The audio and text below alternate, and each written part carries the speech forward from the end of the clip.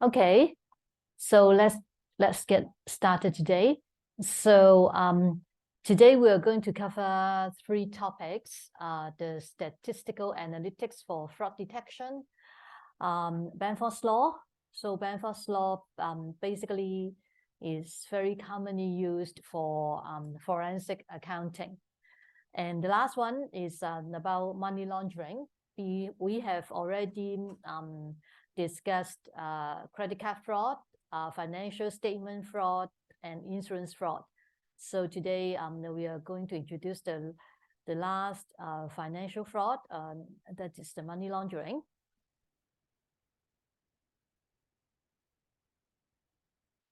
Okay, so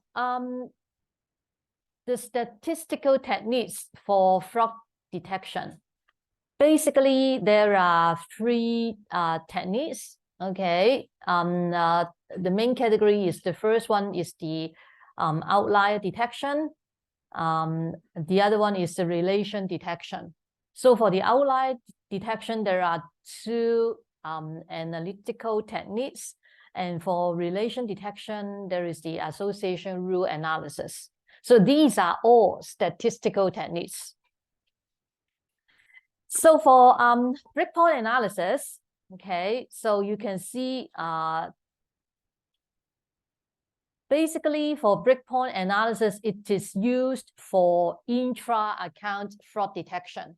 So that means we are only looking at one particular target account, okay, and we analyze the behavior of one observation only, okay. So I think the breakpoint analysis, we are trying to look for whether there is any abnormal or deviant behavior, okay, from the normal pattern of behavior of the same person, okay, or the same account.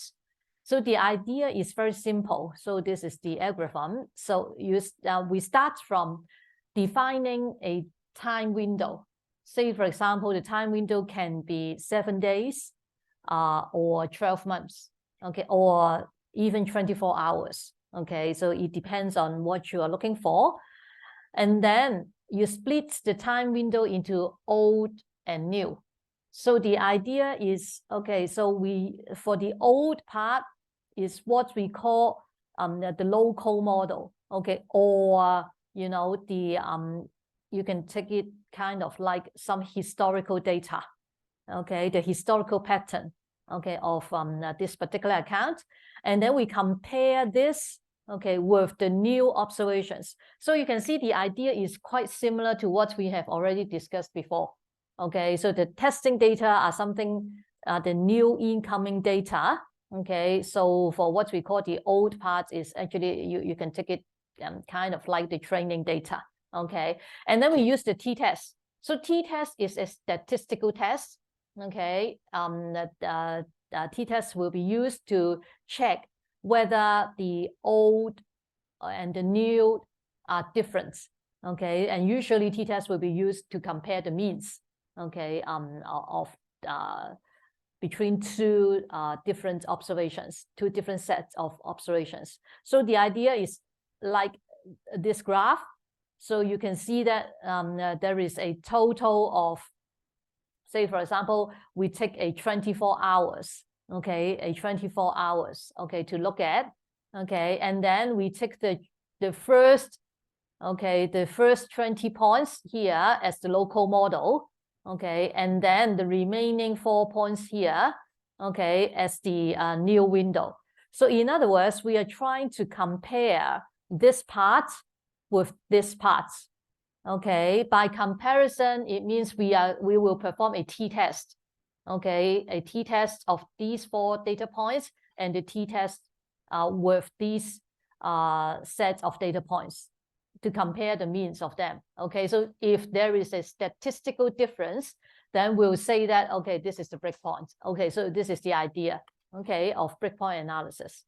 So for peer group analysis, so peer group analysis will be used for inter-account fraud detection. So unlike intra-account, so intra-account, we are only looking at one account. For the peer group analysis, we are looking at a group of accounts, okay? and not all the accounts in the population. So by the name peer group, okay, so that means we need to define, okay, what is the peer group? Okay, what is the peer group? Okay, so that means we are not comparing the behaviors of the target accounts from the whole population. We are actually selecting a subset, okay, where we define them as a peer group. So what are the definition of peer group? So that means, first of all, you need to define what peer group is. So usually we will try to identify behaviors that are similar. Say, for example, a group of MSc students, okay, a group of accountants, a group of doctors, etc. Okay, they should have some similar behavioral pattern. Okay, and then we call them the peer group. Okay, so basically the idea is the same. We try to compare the behaviors of the target account with the peer group. Okay, so how to compare? Again, we can use the t-test, or we have already discussed before, we can use some distance matrix, okay, to measure the difference between these two groups. So the idea is like this. So you can see that basically, so this is the whole population, okay, and then we identify the behavior of these accounts as a peer group, okay, and then we identify one target account, okay, to compare this target account against the whole peer group. So this is the idea, okay. So basically all these are about, you know, t-test, okay. So because the idea again is to compare the data points or the observations, okay, of this target account against all the data points of the peer group. Okay, so that is the idea. So the question is, okay, we have introduced the breakpoint analysis, the peer group analysis. When we try to compare them, compare these two analyses, okay, is there any issue or problem in particular for the breakpoint analysis when compared with the peer group analysis? So one is about, you know, looking at the intra-account behavior, and the other one is about the peer group analysis. So in any, not exactly problem or issues, any limitations if we use only the breakpoint analysis. Okay, so maybe let's go back to this diagram. Okay, so do you think that, okay, so looking at this, so obviously these 4 data points deviate from, okay, the previous behavior. Okay, so normally we would say that, so there is a red flag, right? Okay, so but any limitations that you can think of if we are comparing against, you know, the peer group analysis? What if I say, okay, actually these 4 data points, these are not red flags, okay, if we use the peer group analysis?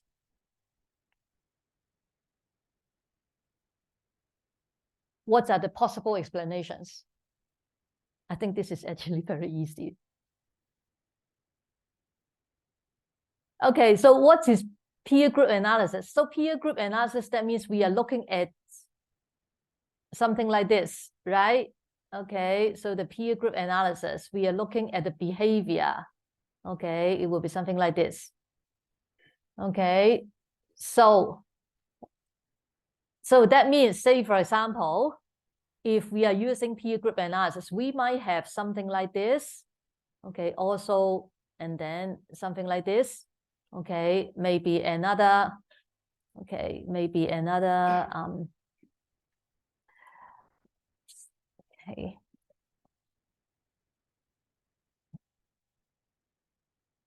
Maybe another observation, something like this, okay, and then suddenly here shoots up, okay. So if in this case, okay, if all the peer groups, the behavioral patterns are very similar, then we cannot say that this is a red flag, right? Okay, so, but, okay, so can you give me an example? When would, okay, a peer group have a behavior like this? So suppose you can see that, so this is the amount spent. So suppose this is the credit card spending. Okay, so say for example, you are the credit card company, you are the data analyst of the credit card company. So say for example, this is the timeline here. The timeline here, let's take, this is over 1 year. This is 12 months. Okay, so this is 12 months. Okay, so the previous, okay, the previous, so let's take here as the spending pattern of from January to October. Okay, 10-month spending, and then towards the end of the year, okay, and then the amount shoots up for November and December. Okay, so but any possible explanations? So is it reasonable? Yes. Good. Holidays. So think about it, towards the end of the year. Okay, we have Christmas, New Year, etc. The end of the semester, the end of the exam. Okay, so maybe, okay, this group are just making things up. Say, for example, this is a group of sales. Okay, maybe towards the end of the year, they are trying to, you know, spend more, okay, to celebrate, because by the end of the year, they got the bonus. Okay, it is, you know, the holidays is coming, and then they will spend more. Okay, say for example. Okay, so that is the difference between breakpoint analysis and peer group analysis. And then I think there is also a few points to note. Okay, so for the breakpoint analysis and peer group analysis, so both can be used to detect what we call the local abnormalities, but not the global abnormalities. So what does this mean?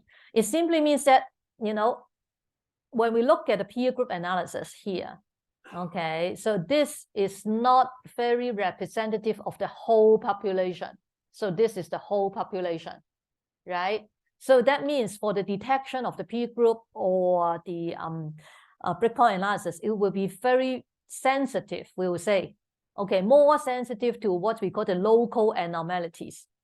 Okay, but not, okay, when compared to the global abnormalities. Okay, so that is what this means. Okay, because it is very focused on looking at, you know, the similar behavior pattern among each other. Okay, so that is what this means. So when you apply these analysis, you need to be very careful. Okay, and again, I think for all the techniques, okay, that you employ for the especially for fraud detection, you need to know the assumptions behind, okay, the rationale behind, okay, before you apply them. Okay, so the third statistical technique is called the association rule. So the association rule, I think it comes from the market basket analysis. So the idea behind is like this: you got a basket of items. Okay, what they are trying to check is the relationship among these items. Say, for example, when a consumer goes to the supermarket, say, for example, when a consumer buys red wine, usually they will also buy cheese and ham, for example. So cheese and ham and red wine, they will go frequently together. Okay, so that's the idea. Okay, so that's the idea about market analysis. So again, I think the caution here is that basically the association rule, okay, so these are associations only. And that means relationship among the items only. Okay, these are not causation relation. Okay, so this is just a reminder. I believe that you all know it. Okay, so how to construct? Okay, so the following steps are how are you going to construct the association rules? So the idea is like this. Okay, so you will have X. X is the antecedent of a rule. So Y is the consequence of a rule. Okay, that means the rule usually will be if X then Y. Okay, so this is what it means. So the idea is you got a number of items. Okay, so the item set can be put in X or Y. Okay, so these are some of the examples. So say, for example, if a customer has a car loan and a car insurance, then the customer has a checking account in 80% of the cases. So these 80%, and in the following slides, I would explain more. So this is the confidence, what we call the confidence of the rule. So how confident this rule will happen? Okay, so the blue items here, okay, are the items in the set. Okay, these are the item sets. So another example is if a customer buys spaghetti, okay, so spaghetti is the item, then the customer buys red wine, okay, in 70% of the cases. And if a customer visits a website page A, then the customer will also visit a website page B in 90% of the cases. So these are the association rules. Okay, so that means these items are associated together. Okay, and they can be used to construct into rules if X then Y. Okay, so that is the idea. So how to construct the association rules? So step one, first of all, you need to identify what we call the frequent item set. So that means you need to have a set of items to construct the rules. So how to identify the frequent item set? First of all, you look at the transactions in the database. Okay, so say, for example, there are 10 transactions, and then you identify for each of the transaction, what are the items or parties involved. So say, for example, for claim number 1, you can see insured A, police officer X, claim adjuster 1, and a repair shop 1. Okay, so these are the items, okay, involved for claim 1, etc. So for each of the claim, you have different parties involved. Okay, so we need to calculate a value called support. So support simply is the frequency. Okay, the frequency of the item sets. It means how frequent an item set appears in all the transactions. So the definition is simply the number of transactions supporting X. Okay, so X is the item set over the total number of transactions. So the example is like this. So say, for example, you have the item set insured A, police officer X, and repair shop 1. Okay, so this we got 3 items here, and then we try to check over all these 10 transactions. Okay, so how many appeared in the transactions, and then we found 3. Okay, 3 here. So the support of this item set would be 3 over 10, 30%. Okay, then this is what we call a frequent item set. Of course, at the end, you can see that you can have many combinations. So at the end, how are you going to select the item set would depends on how you're going to set the threshold. Okay, because usually the threshold is too low, you don't want it. Okay, so of course I set a very, very low threshold here. Okay, so but that is the idea. Okay, to define a frequent item set. So that is step 1. So step 2 is to identify the association rules. So as I said, the association rules basically is if X then Y. Okay, so that means if with this item set, we got 3 items, you can actually have multiple association rules, okay, making up by these 3 items. Okay, so which association rules that you need to select would depend on the confidence value. Okay, so the confidence value actually is a probability. Okay, is a conditional probability. So you can see that the confidence of if X then Y. So this simply means the confidence of if X then Y. Okay, actually means the probability of Y. Okay, Y is the consequence given X. So this is a conditional probability. Okay, so for the conditional probability, it is equals to the support of X union Y over the support of X. Okay, so we have discussed how to calculate supports.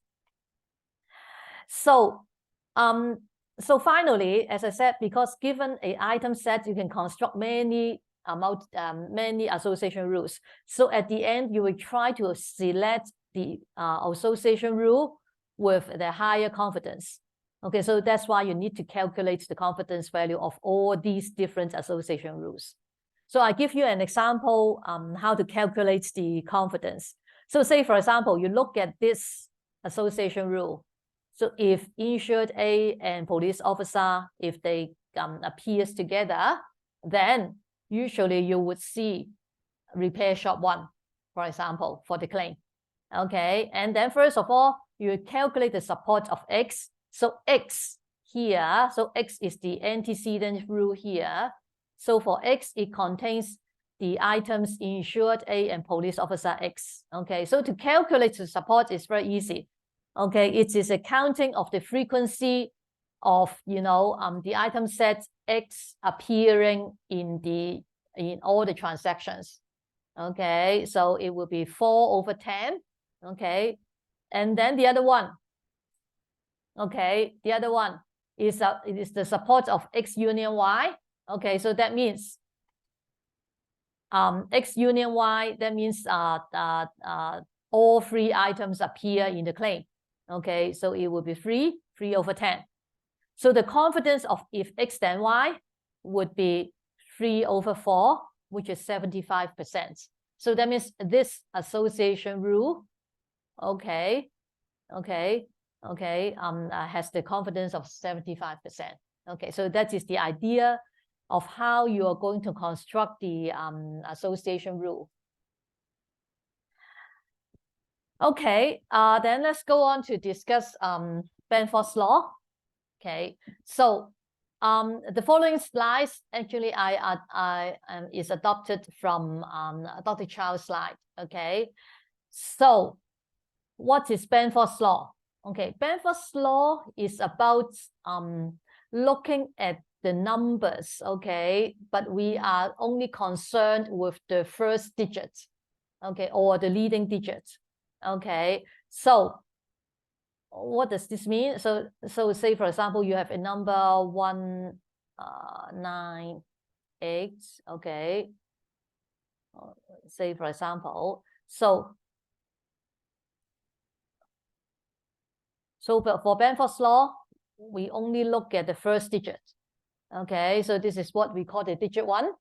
Okay, so the question is, so does digit 1 has the same probability to be a leading digit as 9? So that means, so okay, we have 198 here. So say, for example, I have another number 975, say, for example. Okay, so that means the leading digit this time is 9. Okay, so the question is, do you think that the leading digit of 1 and the leading digit of 9 has the same probability? Okay, when you look at a group of numbers, do you think they have the same probability or not? Any idea? I think most of you are shaking your heads. Why? Why do you think that they don't have the same probability?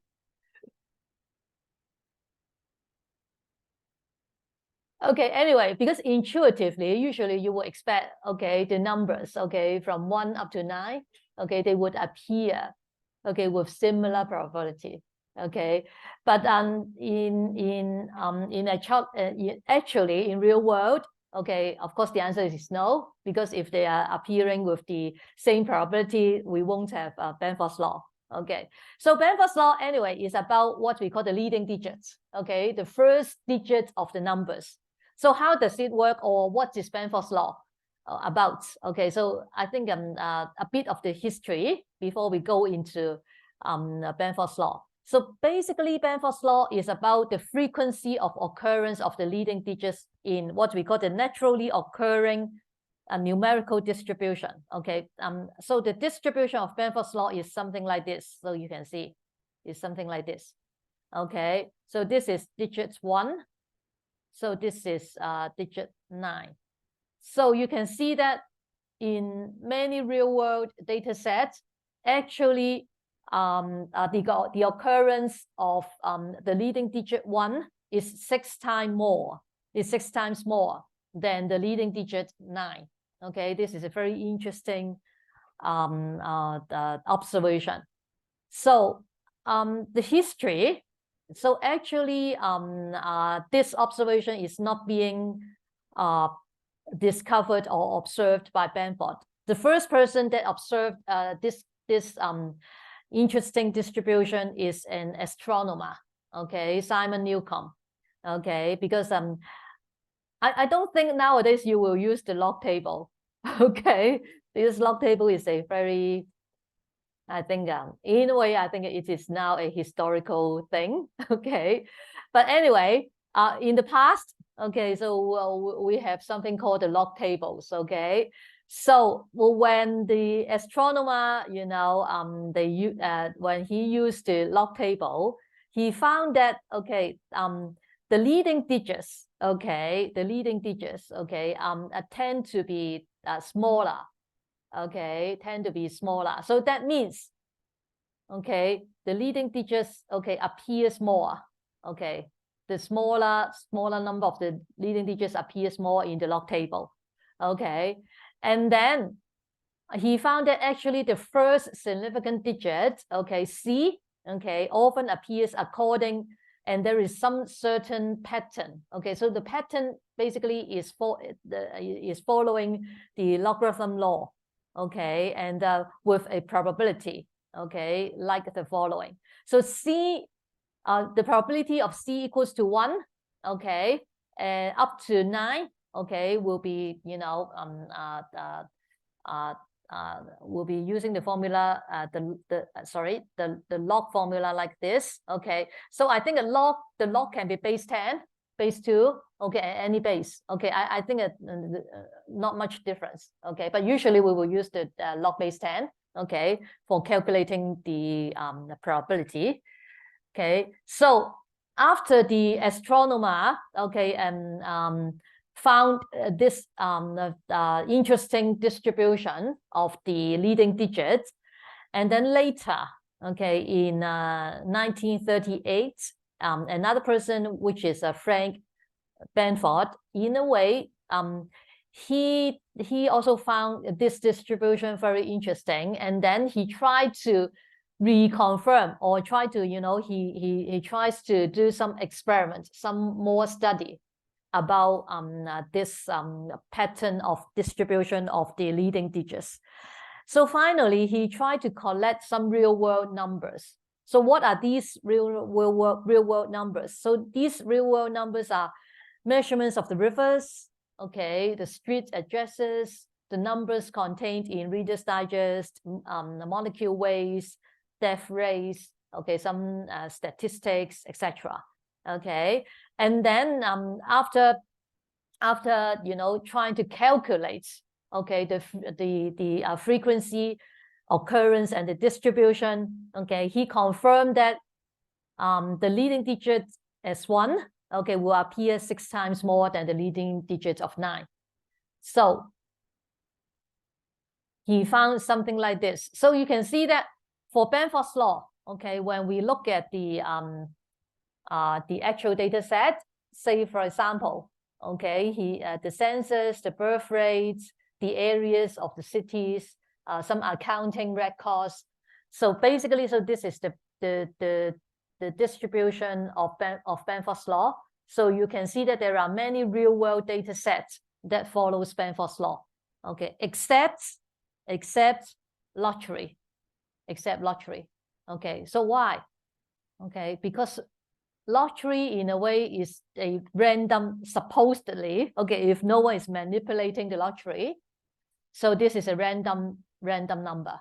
This is a random number. Okay, so you can see that so that means not all data sets, okay, so I would say not all data sets follows Bamford's law.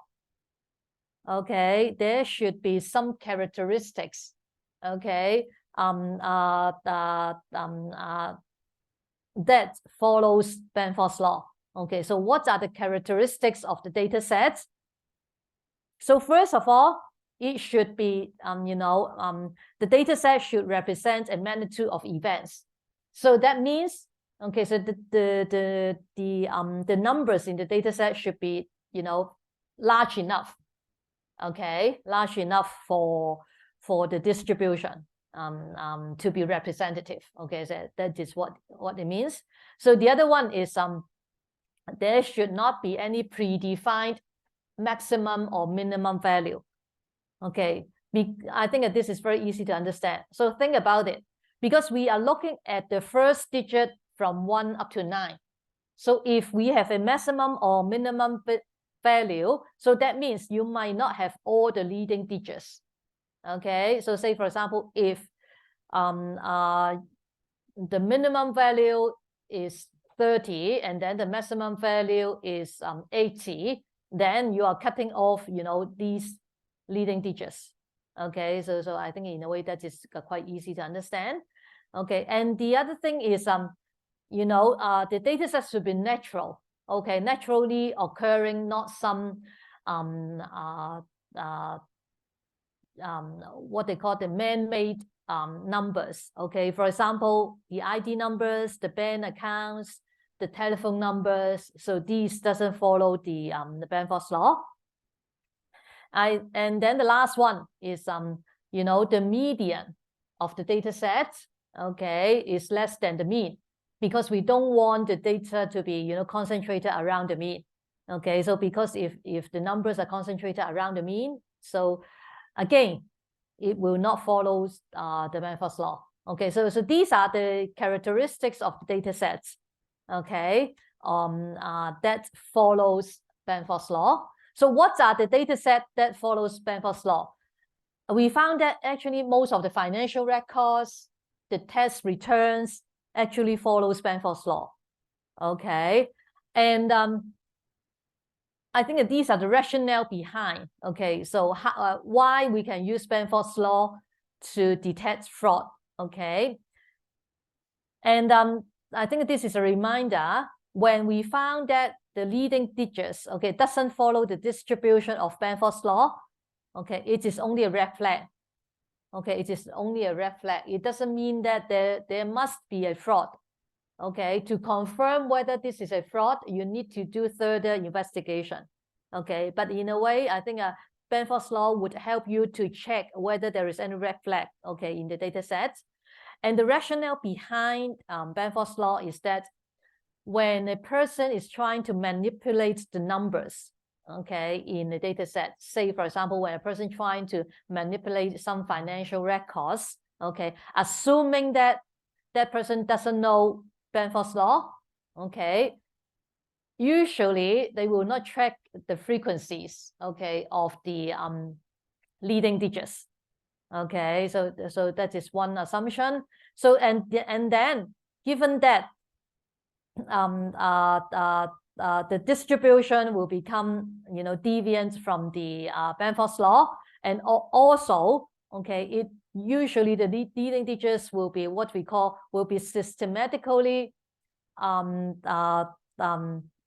being adjusted. Okay, so give you an example here. So say for example, if someone is responsible for buying some, say for example, some equipment for the company, so usually for the companies, there will be a maximum value, okay, a maximum amount, okay, that requires approval, okay, say for example, from the senior management.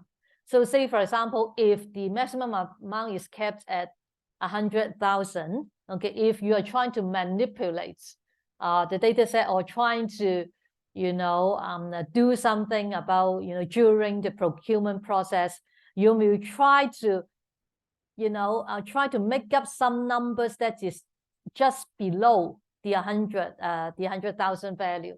So that means you might have a lot of numbers starting with the digit 9. So say, for example, you will try to create a procurement items with 9,900 something. Okay, so that is the idea. So imagine that in that case, so usually you will see the leading digit 9 will shoot up, okay, in the distribution. So that is the idea. So I think that this is also another way to explain the rationale behind why Benford's law can help us to detect fraud.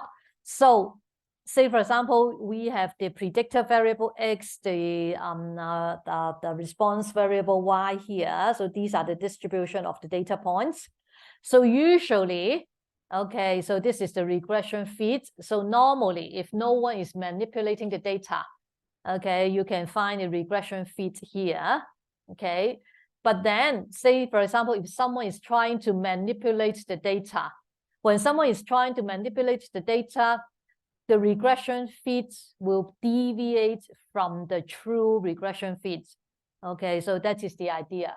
Okay, so because when someone is trying to manipulate the data point, you will see a shift of the regression line. Okay, so that is the idea. So another rationale behind is like this. Okay, so say suppose you have a Benford data set D.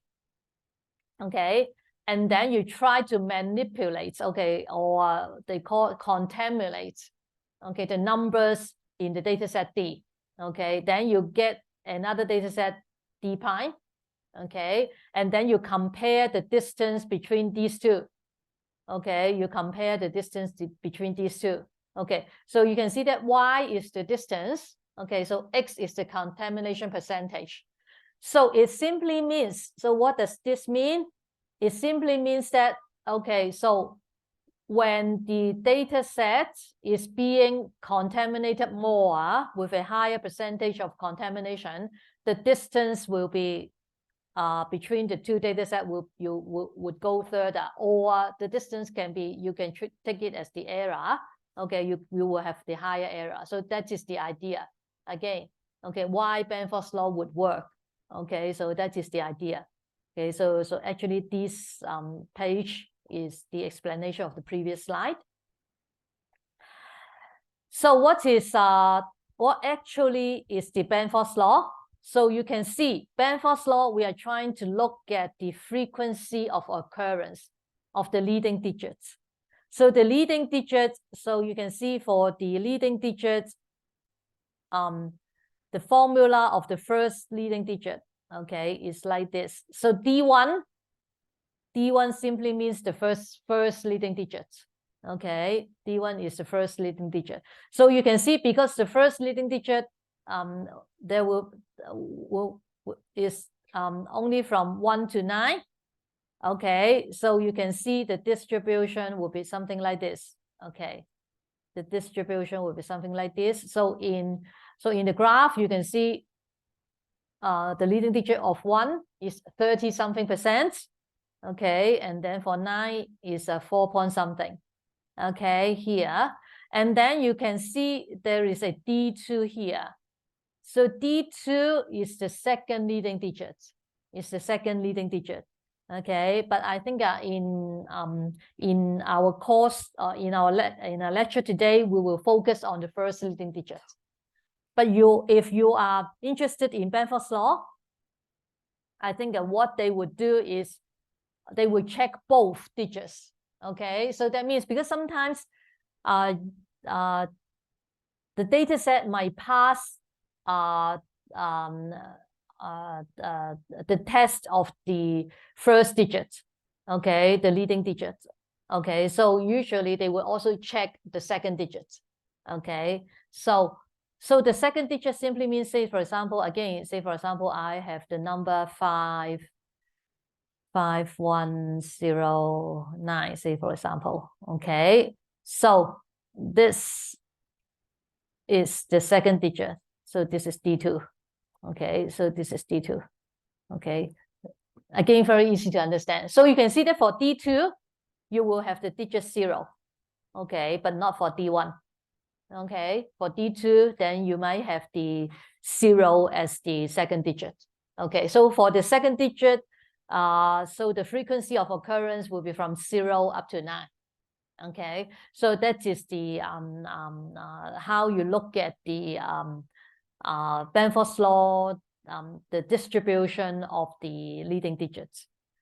So the next question is, okay, so how are we going to use Benford's law?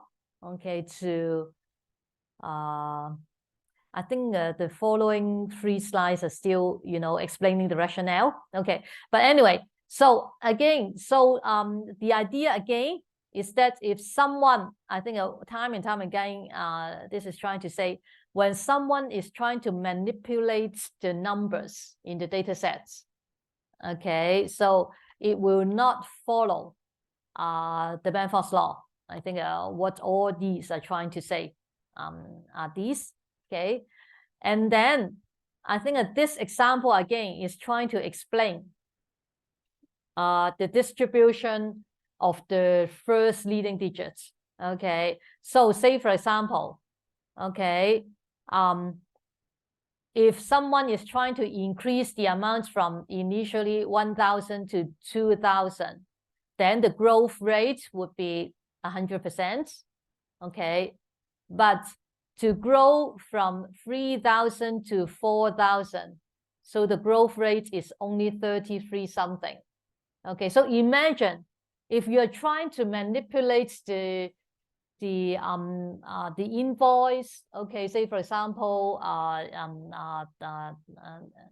in the company, so in a way it is easier, okay, to manipulate some larger numbers. Okay, I think in a way this is what this is trying to say. Okay, so instead of trying to manipulate the leading digits of a smaller number, okay, which requires a higher growth, in a way it is easier for you to manipulate those leading digits with larger numbers, okay, because it would requires a smaller growth rate. So again, that is the idea behind Benford's law. So again, this is another example. I think this example would be much more clearer. So you can see, so it is again taking the expenses again. So say, for example, usually people need to claim some travel and entertainment expenses. So say, for example, the company policy is any expenses over $10,000, you will require the approval by the senior management. So in order to avoid, okay, alerting the senior management, you will try, usually the employee will try to split the expenses into smaller amounts. Okay, then you can see, so in this distribution, so this is the Benford's law distribution following, okay, like this. Okay, so this one, okay, the black bars are the expenses of the invoice. So if someone is trying to manipulate the expenses, then you will see that the invoice with the leading digits 5 and 6 obviously shows up. Okay, and then it doesn't follow Benford's law. Okay, so the idea is like this. You will see some spike, okay, in some larger leading digits, okay, instead of in the smaller leading digits values. So that is the idea. Okay, of course the next question is, okay, so looking at this distribution, because the spike of 5 and 6 is very obvious, right?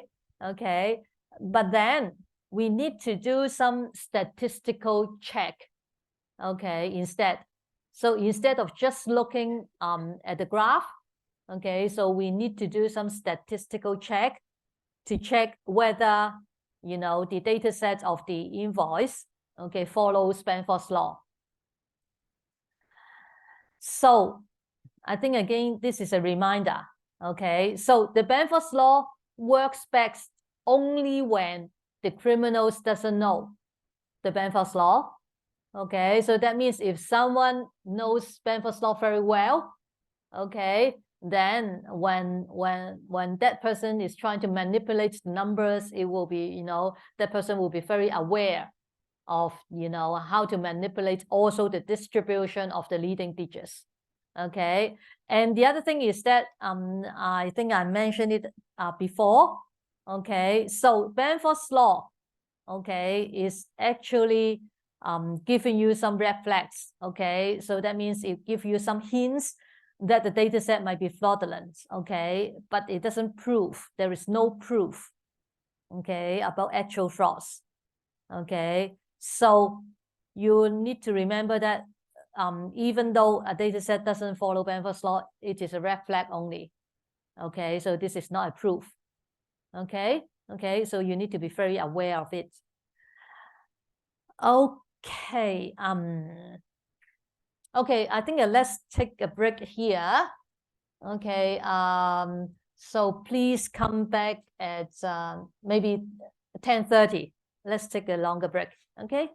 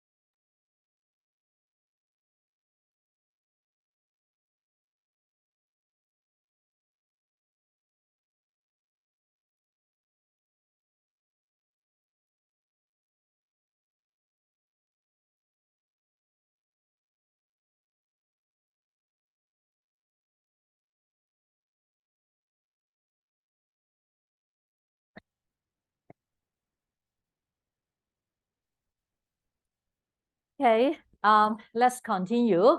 Okay, so let's go on to discuss how could we use Benford's law, okay, to check for any red flags in the data sets. So basically, we will make use of the goodness of fit test, okay, so which is the chi-square test, okay, the chi-square test, okay, which is the chi-square test, okay.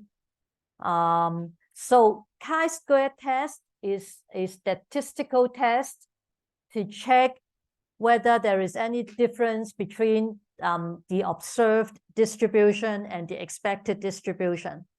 So in this case, the expected distribution is the Benford's law distribution, okay, and the observed distribution will be, you know, those frequencies in the data set concerned, okay. So for the chi-square test, again, we will look at the p-value to decide, you know, whether we need to accept or reject the null hypothesis. Okay, so in this case, the null hypothesis here is that the digits in the data set, okay, so the data set can be the invoice, okay, as we mentioned before, okay, you want to check whether the digits in the data set conforms to Benford's law. So this is what we call the null hypothesis. So when the p-value is smaller than, when the p-value is smaller than 0.05, that is when the p-value is smaller than 5%, okay, then we will reject the null hypothesis. So that means when p is smaller than 0.05, it means that the digits doesn't follow Benford's law. So that means there is a red flag. Okay. Okay, I assume you all know chi-square. Okay, so if you don't, okay, you in a way you need to look up by yourself, okay, because chi-square actually is a statistical test, not so difficult to understand. But anyway, for chi-square, okay, for chi-square test, you can see, you know, the distribution usually will be something like this. So the distribution of chi-square test usually will be something like this. Okay, we'll have a very long tail here. Okay, so for chi-square test, okay, so say for example, so when we say the p-value is smaller than 0.05, so this is the p-value. So the area here is the p-value. Okay, so p actually is the probability. Okay, so when p is smaller than 0.05, it simply means that the probability, okay, that the null square, the null hypothesis, okay, is correct. Okay, so that's why when p is smaller than 0.05, we will reject the null hypothesis. Okay, so that is the idea of the chi-square test. So for chi-square test, there is a number of definitions that you need to know. So first of all, is something we call the degree of freedom. So in chi-square test, we need to check the degree of freedom. So degree of freedom is simply defined as the number of categories minus 1. Okay, very easy to understand. So for Benford's law, for the first digit, we got 9 categories, okay, because we start from leading digits 1 up to 9. So you got 9 categories. So the degree of freedom for Benford's law would be 8. Okay, 9 minus 1 is 8. Okay, so that is the degree of freedom for for chi-square. Okay, and then the other thing is you need to calculate the expected frequency. Okay, the expected frequency counts. I think in a way for Benford's law is quite easy. Okay, this is a very general formula for the expected frequency. Okay, again, very easy to understand. Usually the expected frequency is simply you know, the proportion. So pi is the proportion or the probability, okay, of the ith category appearing, okay, that you expect. But for Benford's law, actually the expected frequency is here. Okay, so the first digit is this column. Okay, so this is the expected frequency for Benford's law for the 9 digits. Okay, and then this is the formula for the chi-square value. Okay, so the chi-square value simply is the summation. Okay, again, is the sum, okay, of all these, of this formula. So what is O? O is simply the observed frequency count. So the observed frequency count, taking the invoice as the example. So let's go back here. So the observed frequency count, okay, would be all these bars. Okay, so these are the observed frequency count. Okay, so these are the observed frequency. So these are the, sorry. So these are actually the O value. So O1, O2, okay, etc. Okay, so these are the observed frequency count. Then you will have, you know, when we look at the, so this is what we call the chi-square distribution table. So what we are interested in is this value, because, you know, we look at, so this is the degree of freedom. Okay, so for chi-square text, okay, we need to look at the degree of freedom. And for Benford's law, degree of freedom is 8. Okay, and then we need to look at what we call the critical value. Okay, so this is about the critical value. Okay, so this is the p-value. Okay, this is the p-value. So we are only interested when the p-value is smaller than 0.05. Okay, so that means the critical value is 15.51 here. So you can see that if, so the test statistics is the chi-square. So this is the chi-square value. So that means when the chi-square value is smaller than 15.51, okay, it implies that the p-value will be larger than 0.05. Okay, so when the p-value is larger than 0.05, that means we cannot reject the null hypothesis. Okay, so that means there is no statistically significant difference, okay, between the observed data set and the Benford's law prediction. So what does this mean? It simply means that the data set conforms with, or is the same, okay, and has the same distribution as the Benford's law. Okay, so when can you reject the Benford's law? Okay, when can you reject the Benford's law? So that means when you got a value that is larger than 15.51, then you can reject Benford's law. Okay, so visually, again, it is, you know, it is something like this. Okay, so the distribution, okay, of Benford's law is something like this. Okay, so the value, the critical value of 15.51, maybe something here, 15.51 is something here. So this is the the area here. Okay, so this is the P. Okay, smaller than 0.05. Okay, so it simply means that when you have a value smaller than, okay, when you have a value smaller than 15.51, that means you got a value somewhere here. So say, for example, you got a chi-square value here, which is smaller than 15.51, then the p-value will be here. Okay, so obviously this p-value will be much larger than 0.51. So that is the idea. Okay, so that means you cannot reject the null hypothesis. Okay, so remember, always remember, the null hypothesis here is that, okay, the digit conforms to Benford's law. Okay, so that is how you are going to you know, interpret the results, okay, of the chi-square value. So I give you the following slides will be an example of how to apply Benford's law. Okay, again, as I said, because I adopt the slides from Dr. Chow. So this is, you know, some of the experiments that Dr. Chow did a number of years ago. So this is actually about the election, the president's election in United States back in 2016.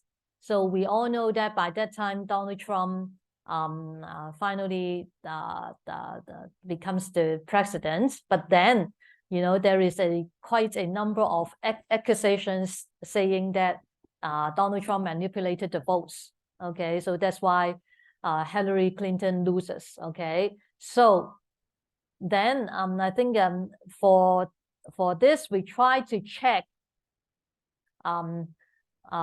whether the votes follow Benford's law, but I think that this link is no longer available. But anyway, so in the data set, okay, so these are the first 5 lines of the data set. So you will have a total of around 400 something, okay, about the number of votes in each of the county, okay, in each of the county, okay, for the I think for all the candidates, okay, running the president, okay. So they are trying to look at the distribution of the votes, okay. So this is the distribution of the votes. So finally, so this is some Python program, but I think what we are interested is to look at the result here. Okay, so the result here, you can see for the chi-square value. So this is the final chi-square value is 7 point something, right? So 7 point something is actually smaller than, so you can see that. Okay, so we try to look at the critical value at the p-value of 0.05. So the critical value is 15.51. Okay, so that means this chi-square value actually is smaller than 15.51. So the implication is that the observed data set follows Benford's law. Okay, so actually, I think that this is a bit clumsy, but actually what it means is that the observed data set, so that means the votes, okay, the votes follows Benford's law. But then we try to look at it from other perspective. Okay, we try to look at, you know, separately. Okay, those votes are voting for Trump and those votes voting for Clinton. Okay, so from the graph here, so this is the votes for Clinton. So you can see the distribution looks like, you know, following Benford's law quite well. But then for the votes for Trump, you can see a spike, okay, over here. Okay, you can see, you know, some spikes over here. And statistically, basically, you know, the chi-square value is 15.129. Okay, so but if you remember, the critical value is 15.51. So actually, it barely passed, okay, the chi-square test. You cannot say that, okay, there is some cheating, okay, but in a way, it seems that it just barely, okay, passed the chi-square test, okay. So again, okay, so of course, these are some speculation. Okay, again, this is some kind of speculation. So the speculation is that, okay, so if someone knows well about Benford's law, okay, and they knows that, you know, afterwards there will be some auditing work, maybe making use of Benford's law. So that means even though when you're trying to manipulate the votes, okay, you manipulate it very carefully. Okay, I think that this is, you know, some speculation about, you know, what might be happening. Okay, but I don't think, again, there is no proof. Okay, there is no proof about it. Okay, but anyway, statistically, we know that actually it passed the Benford's law. Okay, so this is one of the way that you can apply Benford's law for any potential fraud detection. And then I think there are also, you know, some very interesting papers. So if you are interested in Benford's Law and the application, you may try to dig it out, okay, yourself, because I think these two papers are not exactly about fraud, but more about, you know, applying Benford's Law on some data sets. So the data set is about COVID-19, okay, published what we call the data set from China, because initially it is found in China. Okay, so I think very interestingly is that they are using the same data sets, okay, and then they are using Benford's Law, the same technique, but the conclusion is very different. For one of the paper, it states that, okay, there is no notable exception, okay, using Benford's Law. But another paper, okay, it will see that, okay, sorry, for one of the paper, it says that there is some notable exception, okay, that doesn't follow Benford's Law, okay. But another paper, it will say that there is no evidence of data manipulation, okay. I think that if you have time, okay, you might, you know, try to take a look at these two papers and see why they are using the same technique, the same data set, but why arriving at quite different conclusions, okay? So I think the final topic about financial fraud is money laundering, okay? As I mentioned earlier today, we already discussed about insurance fraud, credit card fraud, financial statement fraud. Okay, so lastly is about money laundering. So for money laundering, okay, there are 3 stages. There are 3 stages of money laundering. So the first one is what we call the placement stage. So for the placement stage, it is how you're going to put the cash, okay, into some foreign or local accounts.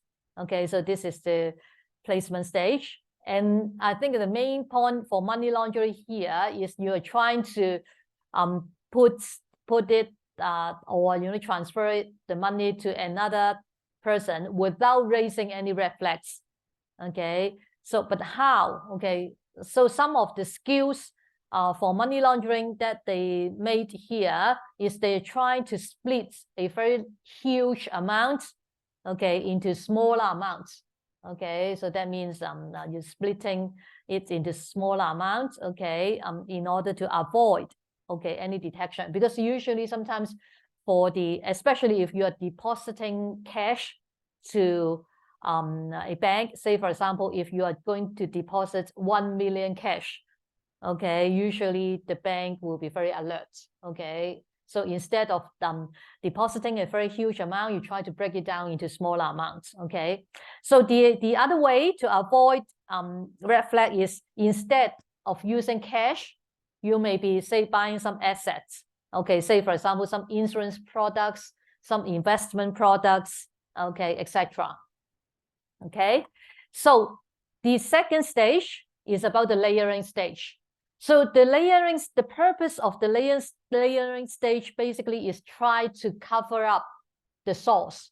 Okay, so making it very difficult to trace back the origin. Okay, so this is the layering stage. So the technique is that usually you try to go through a number of intermediate steps or transactions. Okay, so making it very difficult to trace back.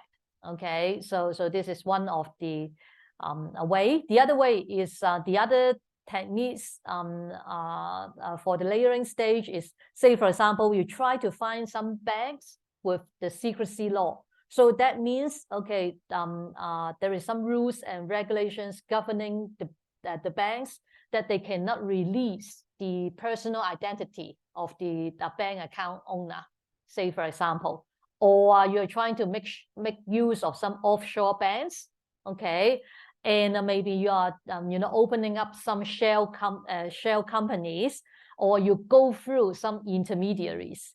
Okay, so these are some of the ways or that you can make use, during the money laundering process. So the final stage is the integration.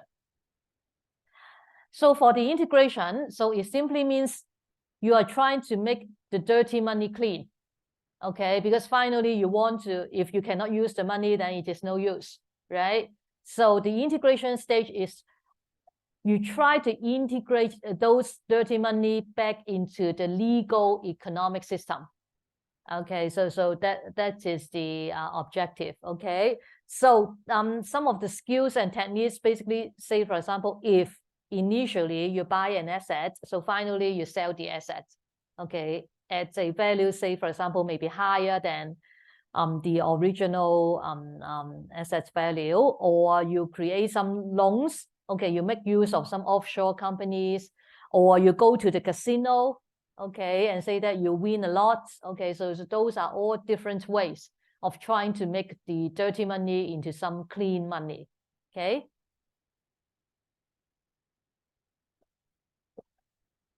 So finally, so where can you look for what we call the traces, okay, of these money laundering? Okay, so in a company, you will try to look for some abnormalities in the income statement. Okay, say for example, any overstating revenue amounts, any overstate expenses. Okay, you look at the balance sheets. So say for example, for one day you deposit, say for example, for one day you deposit 500,000 cash into the bank account, and then on the other day you write and check, okay, to get the 5,000 the money out from the bank.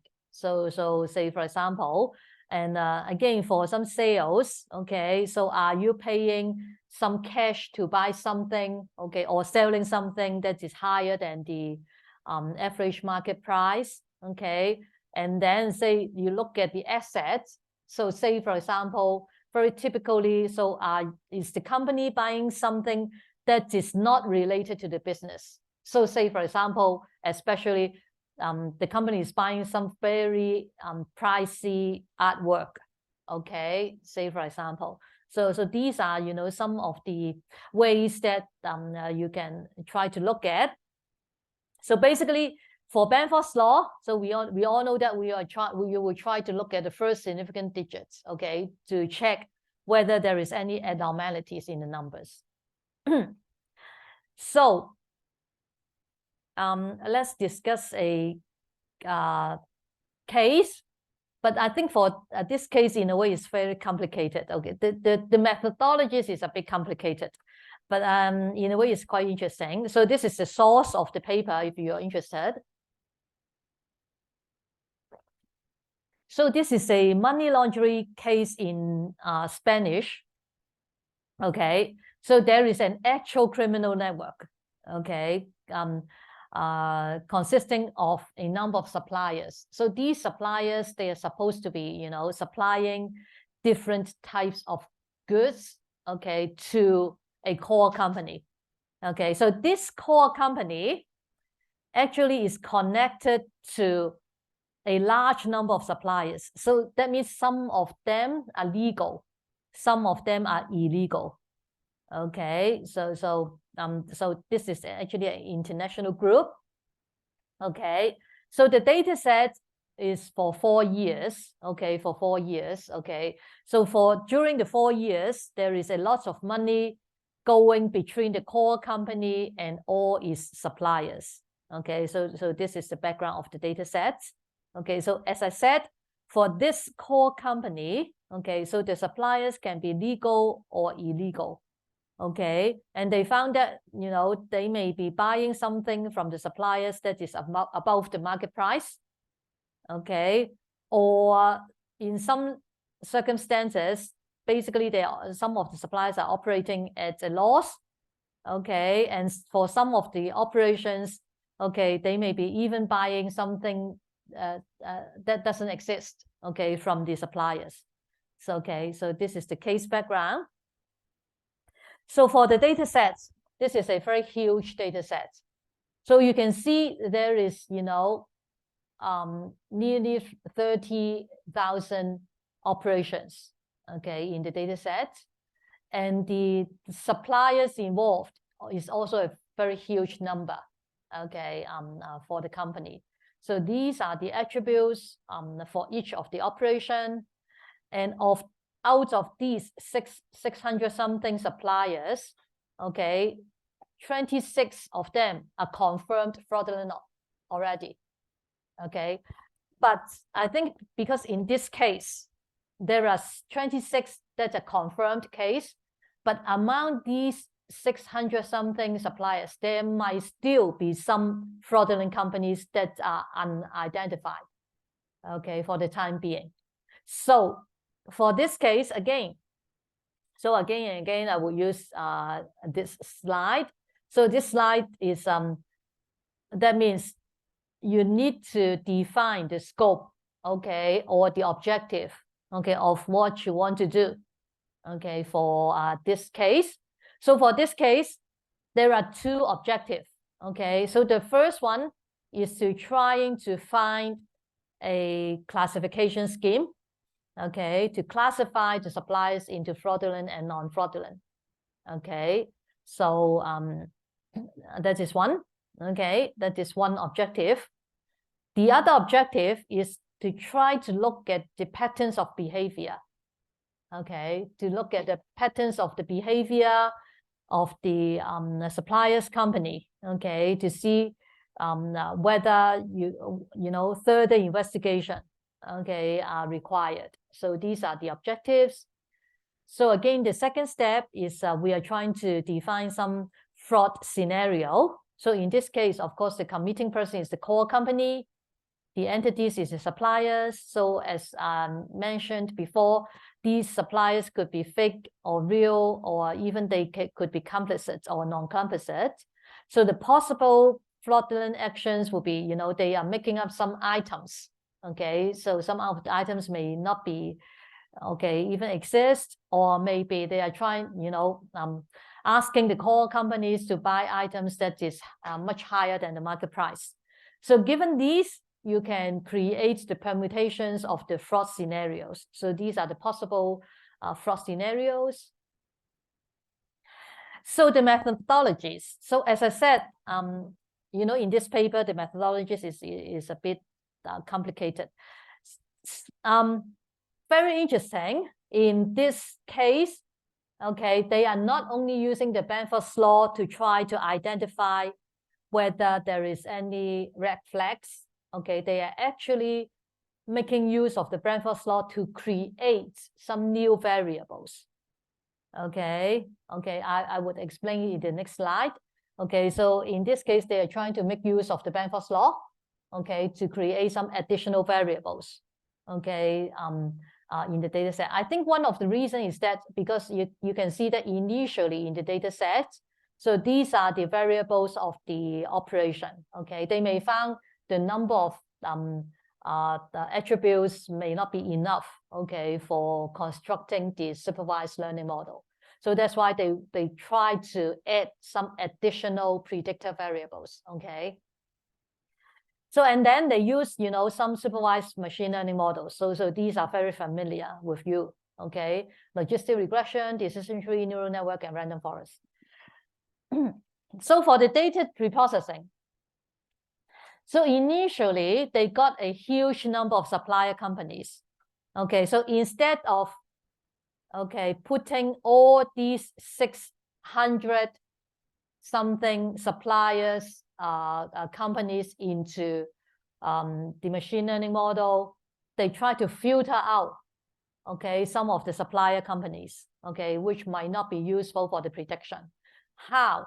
Okay, so the criteria, okay, that they want to cut out some of the suppliers company is they based on the number of operations, okay, between the supplier companies and the core companies. Okay, they use the number 190. Okay, so again, why 190? Okay, I think in a way you can see that is an expert judgment. Okay, so there is no very strict guideline. Okay, but what, so the rationale behind is that, okay, they are using 190, okay, because first of all, they want to keep as many as possible. Okay, so that means you cannot use a very huge number, okay, to cut out many of the suppliers. The second reason is that they want to set a minimum number of operations, okay, so that, okay, there is, because they want to use Benford's law, so that, you know, they will still keep some statistical power.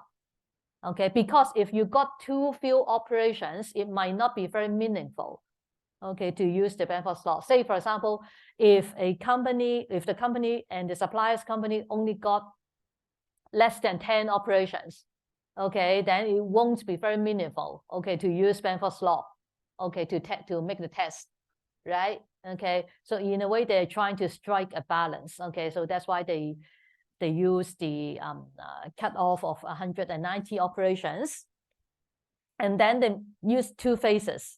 So for the first phase, so as I said, although there are 26 confirmed fraudulent suppliers, they are not quite sure, okay, about the rest. Okay, so that's why they are in the phase one. So in a way, they are still treating the data set as an unlabeled data set. Okay, so first of all, they use the Benford's law. Okay, they use the Benford's law, okay, as the basis to classify the suppliers as the legal or fraudulent suppliers. Okay, so that is one of the way to add the labels back to the data set. Actually, I think some of the students come to me, okay, when they are working on the Enron case, okay, they ask me, okay, so it doesn't seem very meaningful, okay, to conduct the test because in real life you might not know who are the POIs, okay, because now of course the Enron case is now a confirmed case, okay, but my question is, so of course in real life usually you won't have a labeled data set. Okay, most of the cases you won't have a labeled data set.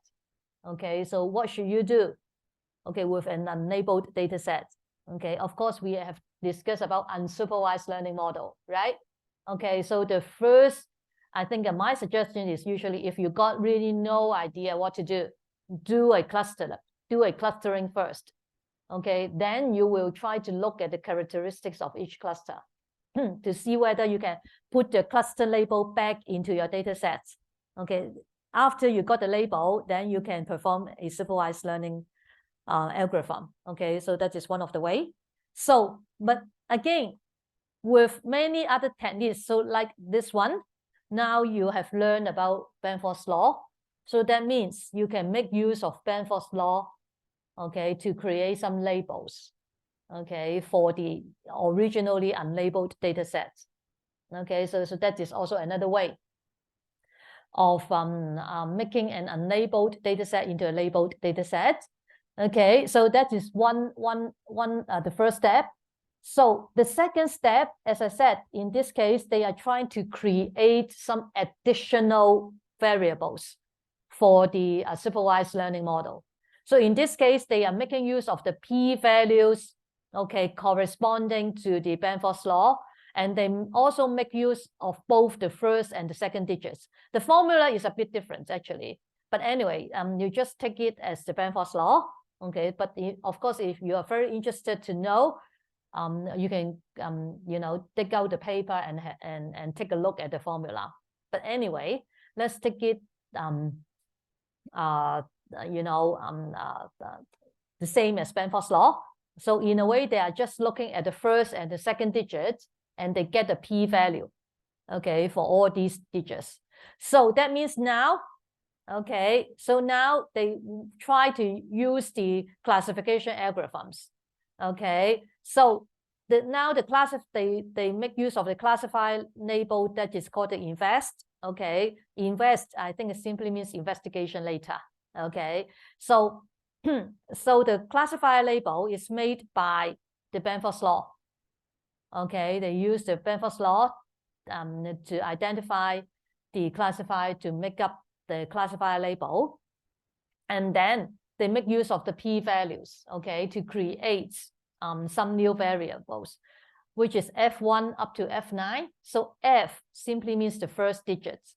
So F1 means the first digit is 1, okay, etc. And then they got S0 up to S9. Okay, so S simply means the second digit. So for the second digit, we can have the 0 digits. So that's why you got S0 up to S9.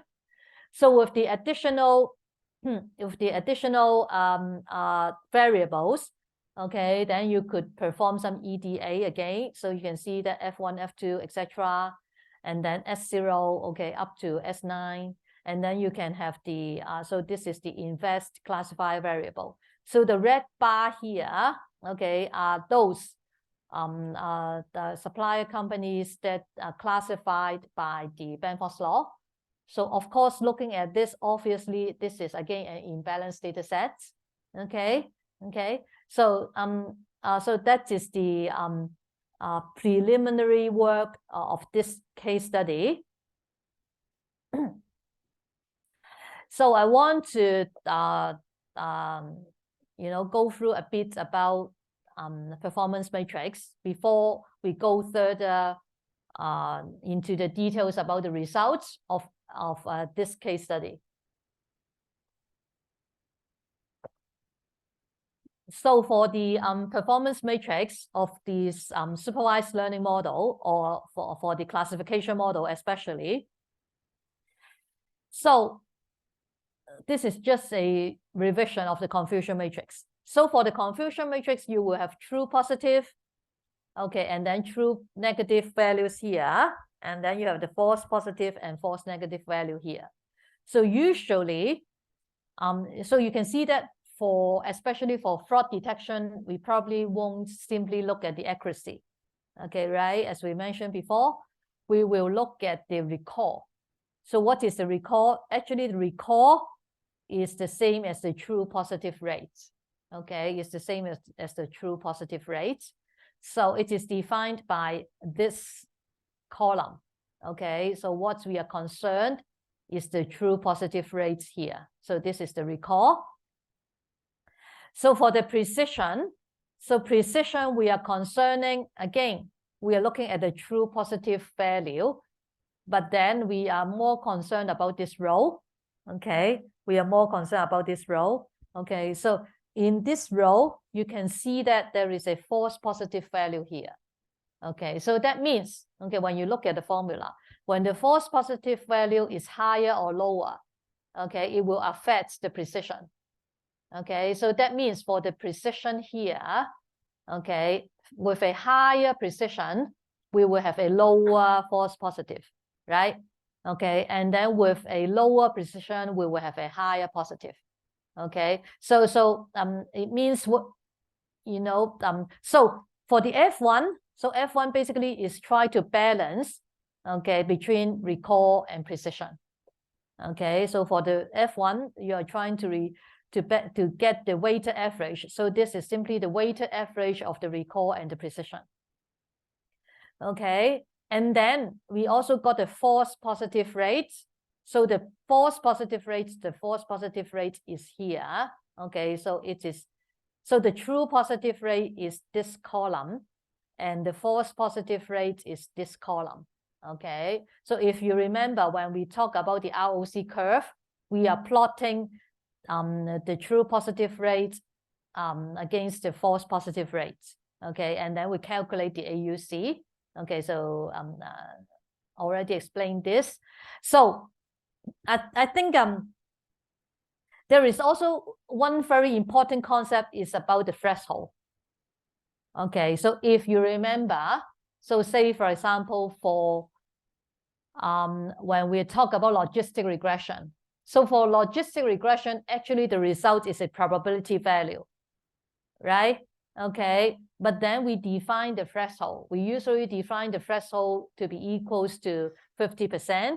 So anything above 50%, okay, will be identified as a fraudulent case. So anything below 50% will be identified as a non-fraudulent case. But then you can see that when we vary the threshold value, if we vary the threshold value, actually the precision and recall will be changed. Okay, or the true positive rate or the false positive rate will be changed. Why? Okay, because when we vary the threshold value, it will affect the number here. Okay, because as I said, say for example, if you set a lower threshold value, then you will get more fraudulent cases being classified. So that means you will get a higher number of true positive value here. Then that means your true positive rate will be higher. Okay, so that is the idea of, you know, adjusting the threshold. Okay, but usually we will take 50%, okay, as the threshold.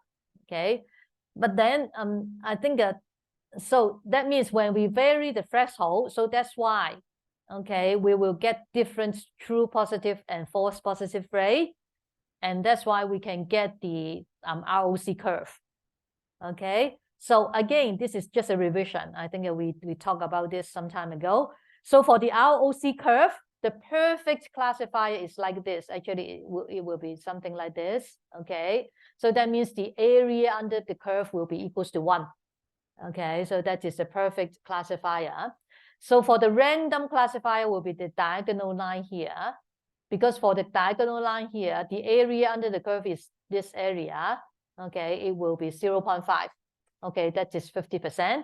So usually we will say anything above, okay, above the random classifier is better. So anything below, okay, the diagonal line is worse. Okay, so that's why when you look at the performance results, so usually I would say, okay, say for example, after you run your model, you got, you know, your performance matrix, you know, most of the numbers are below 0.5. Okay, then you might need to go back, okay, to check what happens. Okay, because usually we would say anything below 0.5 is basically random guess. Okay, so but then again, just a caution. Okay, just a caution here. I think for some very specific domain, okay, sometimes it is really difficult to get a very good performance. Okay, so sometimes you may be only able to get, you know, say for example, the performance result is only, you know, maybe 0.5 something. Okay, so in a way that might be acceptable too. Okay, if you are able to find, you know, some research, so maybe you need to look at some particular domain with some particular model. Okay, you that is already the norm. Okay, maybe the norm. Okay, for getting the performance results.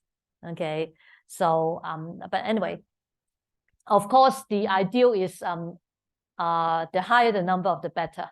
Okay, what I'm trying to say here is sometimes it's not so easy for you to get a very good performance, okay, from the model. Okay, but I think this is for the academic research. Okay, but I think for real life, okay, in the business, so usually the user won't accept if you got a performance. Maybe you build a data model and then you tell your user, okay, my data model is only, you know, the performance is only 0.6 something. That is the industry norm. Usually the user won't accept. Okay, usually they will set the bar to, I think, at least 0.8 or even 0.9. Okay, but anyway, so academically, okay, so usually even though you got a lower performance, okay, sometimes it is still acceptable. Okay, and again, so coming back to our course, because I also got some questions about students asking me. Okay, some students tell me that they got the performance of the model is 1. Okay, and some tell me that, okay, the performance model is, you know, very poor. Okay, so what I would say that we don't have a standard or model answer for the performance model. Okay, the results of the performance model depends on, you know, many different factors. So my answer is no matter what results you get for your performance model, okay, what I would like to see, okay, is how are you going to interpret that result, okay, whether it is very good or very bad, okay, can you find some explanation behind, okay, even though you got very good results, okay, some show me it is 100% for the precision and recall, okay, then I would say, okay, of course, first of all, I would say, okay, go back to look at all the steps, okay, are you missing something in your steps, okay, are you performing something wrong? If not, okay, try to find some explanation. For me, I think okay, I'm not going to give you the explanation. Okay, you think about it. Okay, you think about it. Okay, so that is the purpose of the assignment and the case study. Okay, but anyway, so my point is, so no matter what the performance results of your model, so don't worry about it. Okay, just try to find some explanations, okay, underlying the results. Okay, so that is what I'm trying to say. Anyway, okay, so about the precision and recall. So why we are repeatedly discussing precision and recall? I think one of the reasons is that especially for fraud detection, we are not very concerned about the accuracy. Okay, as we explained before, accuracy is not a very valid measure, okay, for the fraud detection model. Okay, so for precision and recall, so sometimes we would plot something like this. Okay, this is what we call the PR curve, the precision and the recall curve. Okay, but again, I sometimes think it is not so easy to interpret. And you can see the relation of the precision and the recall is very interesting. Because sometimes when you have a high precision, you may have a low recall. And sometimes when you have a high recall, you may have a low precision. Okay, so I think in a way, that is, as I said earlier, it is related to the threshold, how you are going to set the threshold. Okay, so this is a much more clear graph to show the relationship of the threshold between the threshold and the precision and recall. So you can see that for the recall, okay, so with different threshold, okay, if you set a very low threshold, you will have a very high recall. Okay, so if you set a very high threshold, then you will have a very, very low recall. But on the other hand, for the precision, okay, it doesn't follow the same trend as the recall. Okay, it will be something like this. Okay, so again, but again, the rule of thumb usually we will set, the threshold has 50. Okay, but of course, I would say you can adjust the threshold. Okay, you can adjust the threshold. I think that is what this means. But again, if you want to adjust the threshold, you need to give the rationale behind. Okay, why you adjust the threshold. Okay, not only to satisfy the requirement of your boss. Okay, so as to get a certain recall or precision, but you need to give some rationale behind. Okay, why you need to set that kind of threshold. Again, I don't think there is a very strict guideline or standard. Okay, which threshold value. Okay, what I can say is the usual practice is we set it to 50%. And the reason behind is because, as I mentioned earlier, because usually the threshold is related to probability. So we all know for the probability, anything under 50% is random guess. Okay, so usually the rule of thumb will set the threshold to be 50. Okay, so that is I would say not exactly a guideline, okay, but the rule of thumb. Okay, again, let's take a 10 minutes break, okay, before we go into discuss the results of the case study. Okay, so please come back at 11:30. Okay.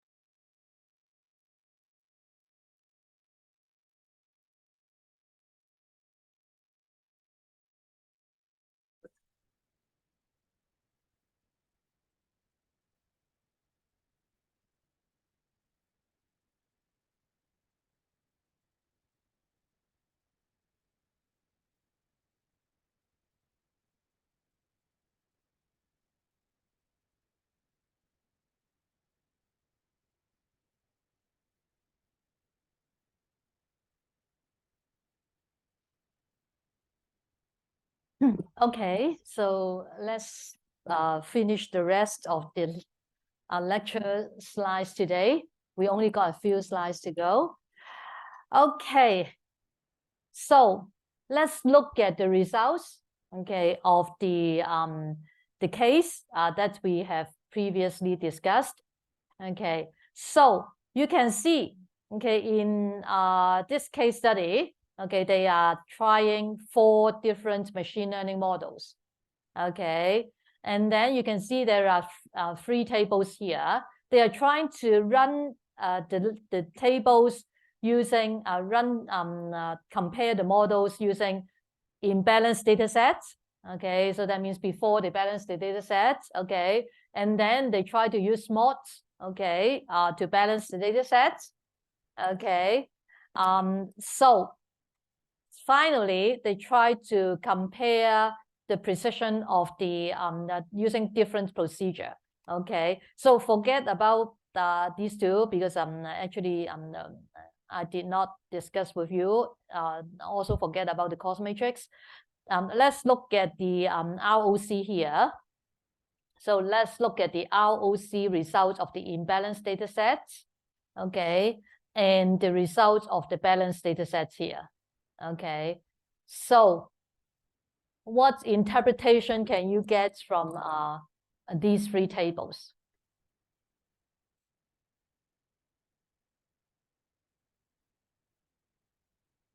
So given the results, so what interpretation or conclusion that you could draw from the current results?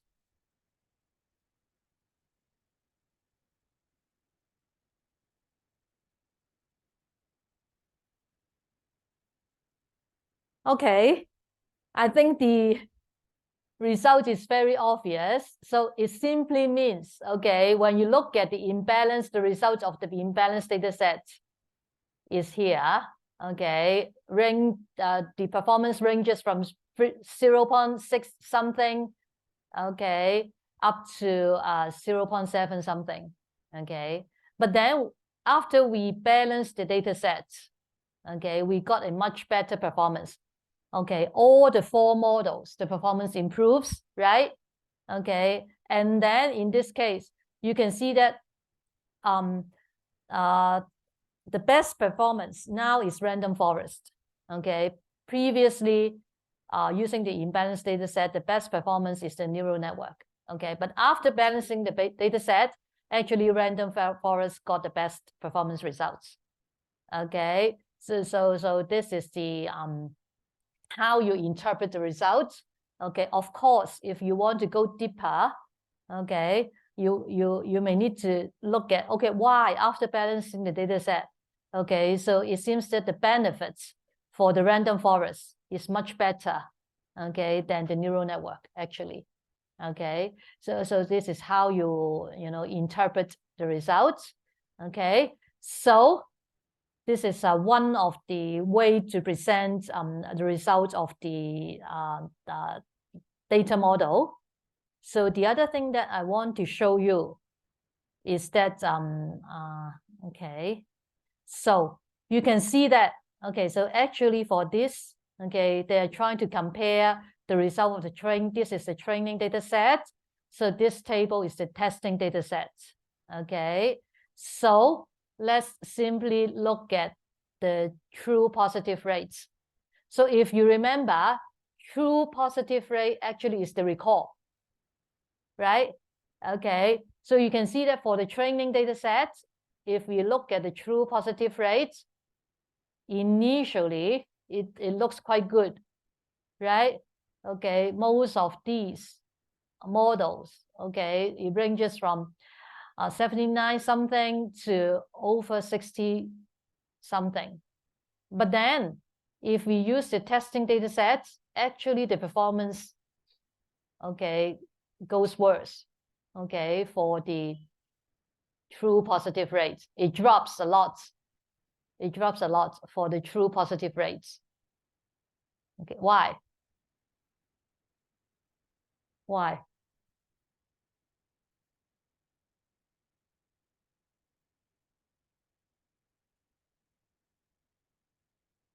Any idea why?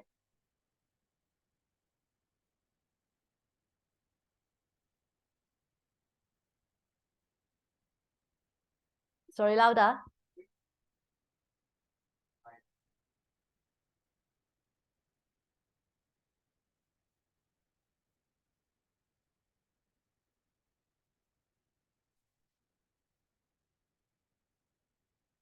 Okay, so you are suspecting that there may be some problem with the smarts. Okay. Maybe. Okay, I'm not quite sure.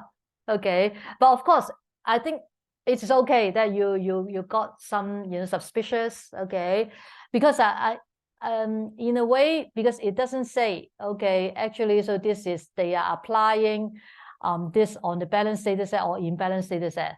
Okay, so I don't know. Okay, so maybe you are right or maybe you are not. Okay, so you need to look. Okay, so good, one suspicious.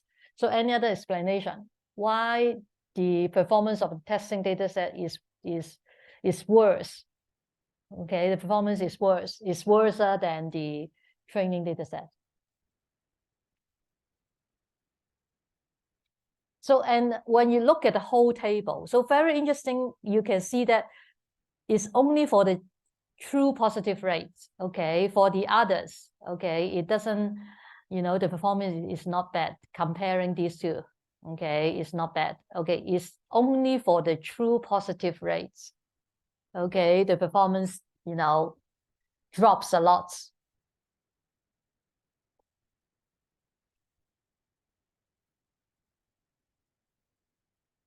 Any possible explanation?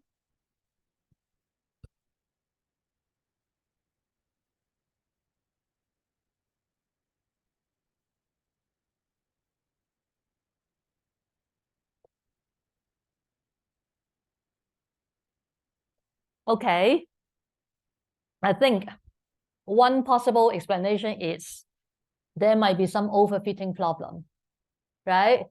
Okay, so it seems like all models are learning very well with the data in the training data set, but not with, so what are data from the testing data set? Those are new data, right? So that means the model is not generalizing the results, okay, when it sees the new data. So there might be some overfitting problem. Okay, we don't know, but that is one possible explanation. Okay, right? And especially for the true positive rate, so that means it cannot correctly identify, okay, those fraudulent suppliers company. So if the objective of the of building these fraud detection model is not to miss out any fraudulent suppliers company, of course you need to go back, okay, to see how you could further fine-tune your models so that finally it could be generalized to detect some new case results. Okay, and of course for me, okay, so what are the follow-up steps that you need to do? Okay, so one of the way, usually I would say you go back and start with the data sets. Okay, you may be doing something wrong when you are processing the data. Okay, the other thing is you try to do some parameter fine-tuning, okay, for the models. Okay, and of course the other thing is, if you remember, in this case they are creating some new data, some are not new data, sorry, they are creating some new variables using the Benford's law, right? Okay, so another thing is you need to test, maybe is the problems of those new variables, maybe those new variables are actually not very useful in this case, I don't know. Okay, so there may be many possible explanations. Okay, so that means if you found, something, the result doesn't looks quite good. Okay, there are actually many ways that you could go back and redo. Okay, so I think the final few slides today probably would be quite easy because I think because most of you, again, coming from the computer science background, okay, so it is easy for you to use R. But for those not coming from the computer science background, I think, so I'm going to show you how you are going to use Excel, okay, to perform the Benford's law analysis. So in a way, it is quite easy, okay? So I am, again, using the same data sets again and again. This is the credit card fraud data set. If you remember, I used this as an example for all the previous R cases, starting from the EDA, okay? So if you don't remember, go back and take a look. Anyway, so this credit card fraud data set is actually, you can download it and load it using Excel, okay? So I'm just using this data set. So the first step, so in Excel, okay, so what we need to do is you need to find the first significant digits or the first leading digits. So in Excel, you simply use the function left, okay, very easy. Okay, so you're using this function. So for this function, I am now looking at the amount variable, okay? I'm looking at the amount variable here. Okay, and I'm looking at the first digit. So that's why I specify 1 here. So if you want to look at the second digit, then you use 2, etc. Okay, so and mind you, because in one of the lecture, one student come to me and ask, why am I only checking 1 cell? Okay, because of the limit of the slide. Okay, I'm just screen cap, okay, this as an example. But in the Excel, you just copy the formula, okay, for the whole column. Okay, so anyway, so this is the first step. You need to find the first significant digit. So what is the second step?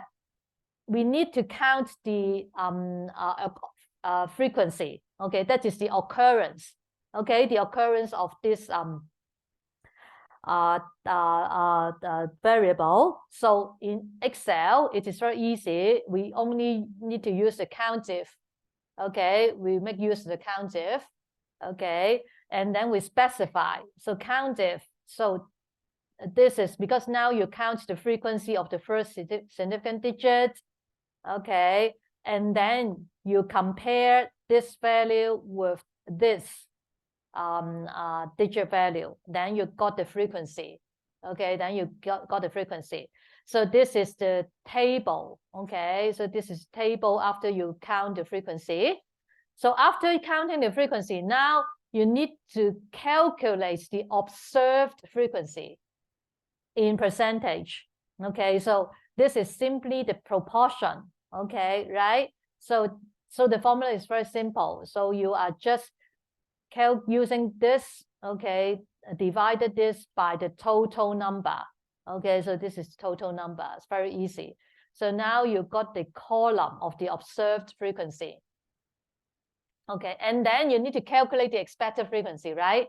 So the expected frequency, if you remember, we mentioned it earlier today, is the probability of the first digit. Okay, so the probability of the first digit is this formula. Okay, so I just put the formula here, and then I can calculate.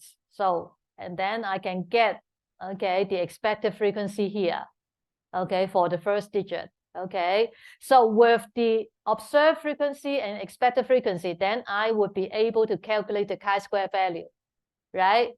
Very simple. Okay, so this is the final chi-square value. And then this is simply, you know, plotting the graph if you want to look at the graph. Okay, very easy using Excel. And again, okay, so now you can see. So this is a credit card fraud data set. I analyzed the amount. Now I got the chi-square value 3 point something. Okay, here. Okay, this is the chi-square value. So what conclusion that you can draw looking at the results?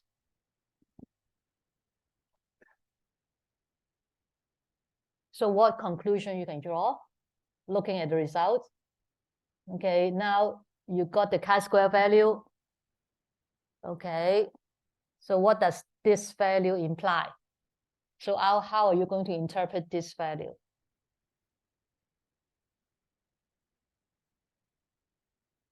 Anyone want to try?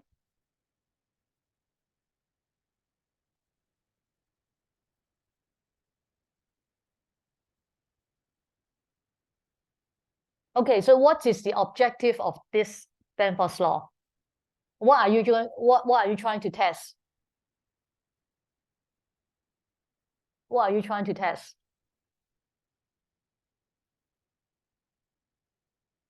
Okay, so chi-square is what we call the goodness of fits.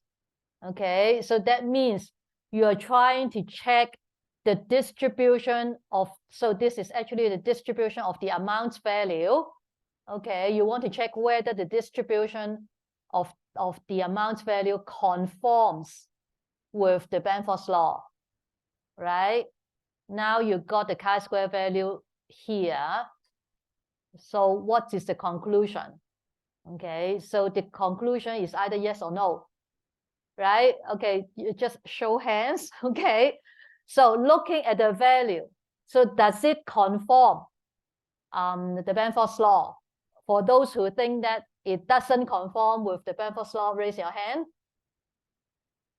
It doesn't conform to the Danforth law. Okay, for those who think that it conforms to the Danforth law, raise your hand. Yes, very good. It conforms to the Danforth law. Okay, why? Okay, let's go back to the slide.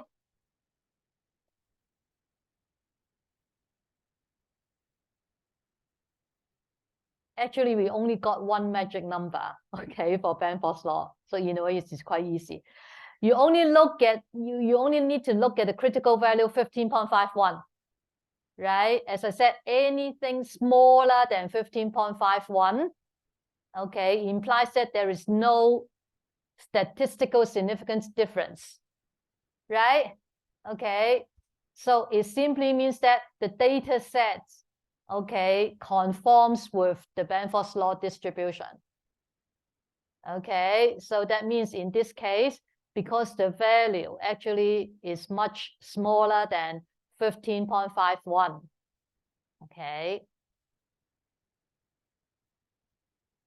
This value is much smaller than 15.51. So it doesn't conform with the Danforth law. So what is the conclusion again? Okay, so from the results, okay, it shows that it doesn't conform with the Danforth law. So what is the conclusion?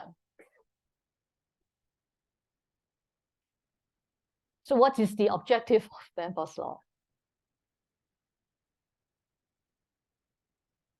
Okay, the objective of the Danforth law basically is try to check whether there is any red flag, right, in the data sets. So in this case, if it conforms with the Danforth law, so it implies that there is no red flag, right, in the data sets. So that is the conclusion. Okay, okay, okay, okay. So I think, well, anyway, so that's all for today. Okay, so see if you got any questions. Okay, so if not, I got a few words about the assignment. Okay, just wait for me a moment. Let me share. Okay, so I just posted on Moodle. Okay, so it's about assignment 2 because I think in the previous lecture, actually a group of students, you know, come to me and ask the questions, and I also got the same questions through email. So I think I would, you know, answer it once and for all. So basically in assignment 2, okay, for the question 2A and 2B, I think a 2A is simple. You will know how to answer. I think maybe for 2B, the question is not very clear. It's not very clear. So I now try to reframe it. Okay, so for 2B, okay, what you need to explain is two points. The first point is about, okay, so for A, okay, so you need to describe the performance of 2, okay, fraud detection model, right? So given the performance, you should be able to select, okay, so which model is suitable. Okay, so that is one, okay, one point that you need to explain. So the other thing is about, so if with the selected model, if you are going to deploy that selected model in real life, okay, so any issues or problem or any good things about deploying this model. Okay, so in other words, just think about it. Okay, because this is practically this is an Enron case. This is about financial statement fraud. Okay, just think about it if you are going to deploy it in real life. Okay, so any issues, limitations, okay, or okay, any good things about this model if you are going to deploy it in real life. Okay, so that is basically what you need to explain. Okay. Okay. So if you don't have any questions, I think we got a shorter lecture today. So for the next lecture, it will be the last one with me. Okay, so for the next lecture, we are going to talk about social network analysis. So that will be the last lecture about data analytics, actually, a data analytics technique. I think, but that is not the last lecture of the whole course. Okay, so I think you still got one more lecture with Annie. Okay, so but anyway, I'll see you the last time. Okay, in next week. Okay, so thank you.